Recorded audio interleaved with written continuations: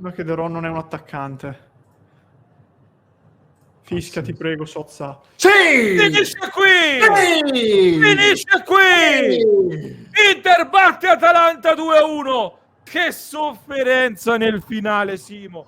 Che sofferenza nel finale di una partita che l'Inter stava dominando meritatamente, la stava portando sui binari giusti con un 2-0.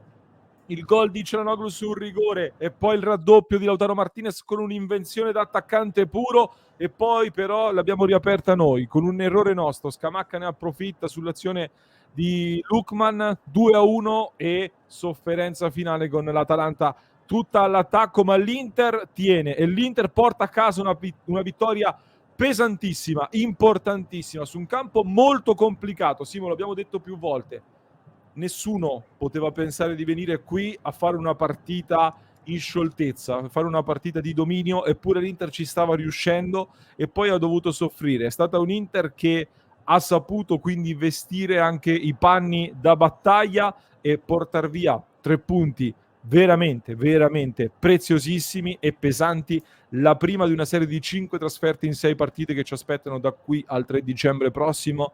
Era importante partire con una vittoria, l'Inter lo ha fatto dando sprazzi di dimostrazione di forza veramente importante, ma dimostrando anche alcune debolezze sulle quali bisogna lavorare. Sì, non è stata una partita totalmente perfetta, ma non mi interessa. Cioè, in questi momenti qui 1-2 a Bergamo è un risultatone, ed è un risultato che, come dicevi, è anche un po'... A volte questa trasferta è anche uno delle cartine di tornasole delle stagioni dell'Inter, perché non è mai facile, sono sempre partite ruvide, e come hai detto bene, fino al gol subito che ti fai da solo, non te lo fa l'Atalanta, te lo fai da solo, hai dominato, e non tanto nello sviluppo proprio del gioco, perché alcune fasi le ha tenute in mano anche l'Atalanta, però difensivamente non hai mai sofferto fino al gol subito. Sommer non fa praticamente parate, o comunque parate effettive, impegnative, e quindi era comunque un risultato molto importante. Te la riaprono perché tu, ripeto, regali un gol assurdo, allucinante con Di Marco. Dopo chiaramente soffri, ma era inevitabile, ma allo stesso tempo resisti. L'Inter di qualche mese fa, della scorsa stagione, non so se ce l'avrebbe fatta.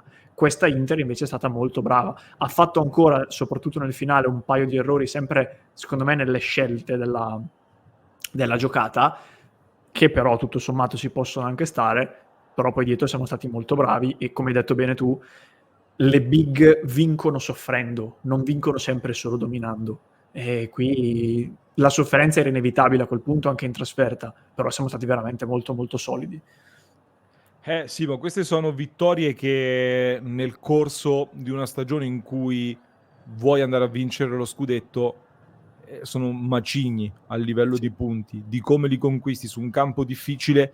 E io infatti, Simo, durante la partita ti ho detto, ho in mente una cosa che ti dico dopo, perché volevo finire la gara, volevo vedere come finiva. E a parte il finale dove loro vanno in gol e riaprono la partita, sia per un errore nostro, secondo me anche per un errore arbitrale, perché per me quello su Di Marco era fallo comunque da fischiare abbastanza netto. Poi il VAR non poteva intervenire, ma vabbè, comunque c'era un fallo abbastanza netto all'interno di una prestazione in cui l'Atalanta è stata clamorosamente fallosa. Questa è stata davvero una battaglia, partita molto ruvida, l'hai portata a casa, e a me Simo ha dato proprio la dimensione, almeno fino al gol che ha riaperto la partita, di quella che è la differenza di obiettivi tra le due squadre, cioè un campo difficilissimo di una squadra, l'Atalanta, che sarà lì a dar fastidio per il quarto posto, ma dall'altra parte vince un Inter che secondo me ha dato la dimostrazione proprio di lottare per un obiettivo diverso rispetto all'Atalanta, che se lotta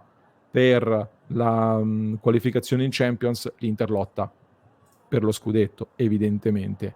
Non aveva ancora mai subito un gol in casa questa Atalanta, l'Inter ne fa 2, così come l'Inter non aveva ancora subito gol in trasferta, ne prende uno in quelle circostanze che abbiamo commentato. Ci vedo sinceramente molte più note positive dentro questa partita, La cosa che ci fa un po' preoccupare è l'infortunio di Pavard. Diciamo, questa è la principale notizia negativa, un infortunio che costringe Inzaghi ad un cambio nel primo tempo, ma che poi è un cambio decisivo, perché Darmian entra e probabilmente è il migliore in campo o quasi, perché il suo ingresso è decisivo in fase offensiva nel conquistare il calcio di rigore, ma anche in fase difensiva poi non ha sbagliato praticamente nulla. Darmian è l'emblema di questa Inter per certi versi. È stato molto molto bravo, un pizzico di furbizia, non nel senso di voler ingannare, ma proprio di bravura proprio nella lettura della giocata, perché quella è una mossa da attaccante che anticipa il portiere in quel modo lì, non da difensore, perlomeno non difensore classico, tra virgolette. Quindi molto molto bene Darmian. Su Pavard, esatto, vediamo come va a finire, perché poi per fortuna subito nei minuti successivi all'infortunio ci sono stati dei segnali da parte sua sul fatto che probabilmente, non lo so, lo vedremo, l'infortunio non è così tanto grave come poteva sembrare nei primissimi secondi dopo la caduta, però chiaramente sono tutte supposizioni, lo vedremo da qui in poi. È l'ennesima dimostrazione che l'Inter ha una rosa lunga. Perché comunque peschi Darmian e fa questa partita qui. Nel finale registriamo ancora un ingresso in campo di Aslani al posto di Çalhanoğlu in un momento delicatissimo, in una gara molto complessa. È già successo in tante altre partite e ancora una volta Aslani entra bene, non che faccia granché, però l'espulsione di Toloi per metà è sua, perché quel filtrante di prima di sinistro a Sanchez lo confeziona lui, e al di là di quello che fa o non fa, come abbiamo detto anche altre volte, è l'emblema del fatto che Inzaghi ha fiducia in lui, finalmente lo dimostra. Non è necessariamente la quantità di minutaggio che lo dice, in questo caso è la pesantezza dei minuti che gli dà a disposizione, per come la vedo io. E poi vabbè, sono entrati i soliti Augusto, eccetera. Buonissimi segnali, buonissimi segnali. Più che buonissimi, Simo. Io sinceramente poi ci sarà modo di approfondire questa partita anche più a freddo, di vedere anche qualcosa di più tattico, però io l'unica cosa che mi sento di dire adesso, e a parte faremo le pagelle e parleremo anche dei singoli, è quanti altri campi così difficili affronteremo contro un Atalanta che, tu parlavi della rosa dell'Inter, l'Atalanta a un certo punto si gira in panchina, può mettere Muriel, De Ketelaere che comunque sta facendo bene, hanno inserito, chi sono stati gli altri cambi? Pasalic, esatto, che ci ha sempre dato fastidio, quindi anche l'Atalanta di giocatori forti da poter mettere a gara in corso ne ha messi.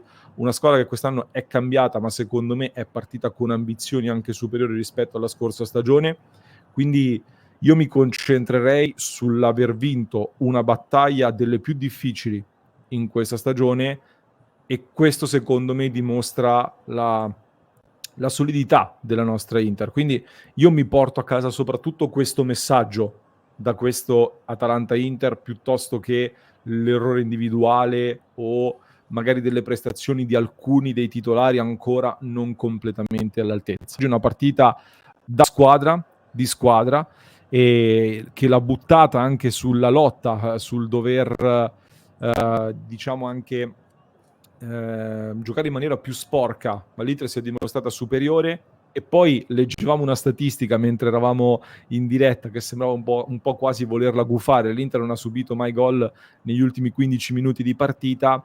Anche qui, Simo, è una dimostrazione in che in alcune partite è vero che ci siamo fatti rimontare e quindi abbiamo criticato quella cosa lì, ma è una squadra che non stacca la spina, che anzi nei minuti finali ti tira fuori qualcosa in più, e quindi questo secondo me sono diverse note molto positive da portare a casa. Sono completamente d'accordo, non è questa la gara in cui analizzare le piccolezze, che comunque ci sono state, se ne può parlare, però il tipo di partita che si è venuta a creare rende assoluta protagonista, rende assoluto protagonista il bottino finale, che per fortuna sono 3 punti e non 1, 0 sarà difficile, 1 c'era la possibilità. E l'impressione che mi dà l'Inter, anche in virtù di questa vittoria, è che quest'anno abbia maturato la consapevolezza di non poter giocare sempre dando spettacolo, ma quando non lo può fare, finalmente ha chiaro in mente le contromisure giuste per comunque arrivare a vincere le partite. Perché se poi tu torni indietro, io ripenso per esempio anche alla gara con la Real Sociedad. lì è venuta fuori anche un po' così, abbiamo sofferto molto. Al tempo avevano detto, no, come si fa, partita pessima. Poi vai a vedere, adesso Sociedad sta facendo un gran girone, quindi forse anche lì dei meriti gli vanno dati. E l'Inter comunque in qualche modo ha sfangato almeno il pareggio. E più volte, soprattutto rischiando di all'inizio, vincere. esatto, più volte abbiamo visto un Inter che sembra quest'anno più in grado di gestire un po' di più rispetto magari agli anni scorsi. Io da questo punto di vista ci vedo un passo avanti, e questo è un elemento, come dicevi anche tu, importantissimo nella corsa a scudetto, perché chi vince in Italia tendenzialmente non è necessariamente chi fa il gioco più spumeggiante, più spettacolare per più partite, lascia perdere il Napoli dell'anno scorso, ma è anche chi sa vincere queste gare, sa vincere quando magari la partita si sporca, diventa complicata, te la riaprono anche per un errore tuo. Sono punti veramente pesantissimi. Arrivo a dire che sono forse punti più significativi da questo punto di vista rispetto alle 5 per nel derby, per come è, diciamo, per come abbiamo visto l'Inter nelle cose in cui deve migliorare, secondo me. Poi lo vedremo, ancora tanti mesi davanti. E anche per l'aver vinto così, sai, soffrendo, magari gli altri che adesso scenderanno in campo erano lì pronti ad esultare per un pareggio, e invece adesso vediamo se magari sono rimasti disorientati. Chiudiamo qui la nostra clip. Allora, a parte troverete le pagelle con le nostre valutazioni sui giocatori scesi in campo oggi. Fateci sapere se siete d'accordo, scriveteci nei commenti il vostro migliore in campo. Allora, vi invito ad iscrivervi al canale, e se non l'avete ancora fatto, valutate la possibilità di abbonarvi per sostenere il nostro progetto e entrare a far parte della nostra grande community.